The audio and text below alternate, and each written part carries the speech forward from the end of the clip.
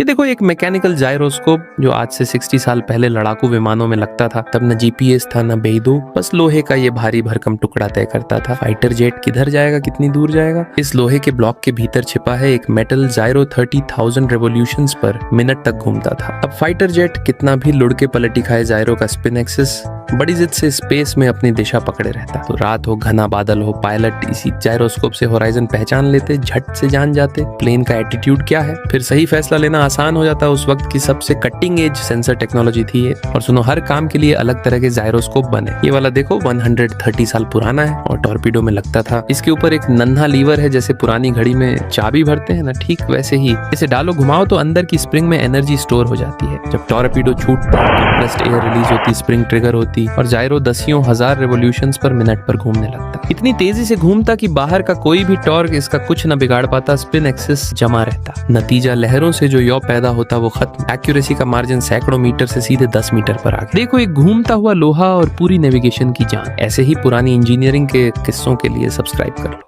ये देखो एक मैकेनिकल जायरोस्कोप जो आज से 60 साल पहले लड़ाकू विमानों में लगता था। तब न जीपीएस था न बेइदो, बस लोहे का ये भारी भरकम टुकड़ा तय करता था फाइटर जेट किधर जाएगा, कितनी दूर जाएगा। इस लोहे के ब्लॉक के भीतर छिपा है एक मेटल जायरो 30,000 रेवोल्यूशंस पर मिनट तक घूमता था। अब फाइटर जेट कितना भी लुढ़के पलटी खाए जायरो का स्पिन एक्सिस बड़ी जिद से स्पेस में अपनी दिशा पकड़े रहता। तो रात हो, घना बादल हो, पायलट इसी जायरोस्कोप से होराइजन पहचान लेते, झट से जान जाते प्लेन का एटीट्यूड क्या है। फिर सही फैसला लेना आसान हो जाता। उस वक्त की सबसे कटिंग एज सेंसर टेक्नोलॉजी थी ये। और सुनो, हर काम के लिए अलग तरह के जायरोस्कोप बने। ये वाला देखो 130 साल पुराना है और टॉर्पीडो में लगता था। इसके ऊपर एक नन्हा लीवर है, जैसे पुरानी घड़ी में चाबी भरते हैं ना, ठीक वैसे ही इसे डालो, घुमाओ तो अंदर की स्प्रिंग में एनर्जी स्टोर हो जाती है। जब टॉर्पीडो छूटता, कंप्रेस्ड एयर रिलीज होती, स्प्रिंग ट्रिगर होती और जायरो दसियों हजार रेवोल्यूशंस पर मिनट पर घूमने लगता। इतनी तेजी से घूमता कि बाहर का कोई भी टॉर्क इसका कुछ न बिगाड़ पाता। स्पिन एक्सिस जमा रहता। नतीजा, लहरों से जो यौ पैदा होता वो खत्म। एक्यूरेसी का मार्जिन सैकड़ों मीटर से सीधे 10 मीटर पर आ गया। देखो, एक घूमता हुआ लोहा और पूरी नेविगेशन की जान। ऐसे ही पुरानी इंजीनियरिंग के किस्सों के लिए सब्सक्राइब कर लो।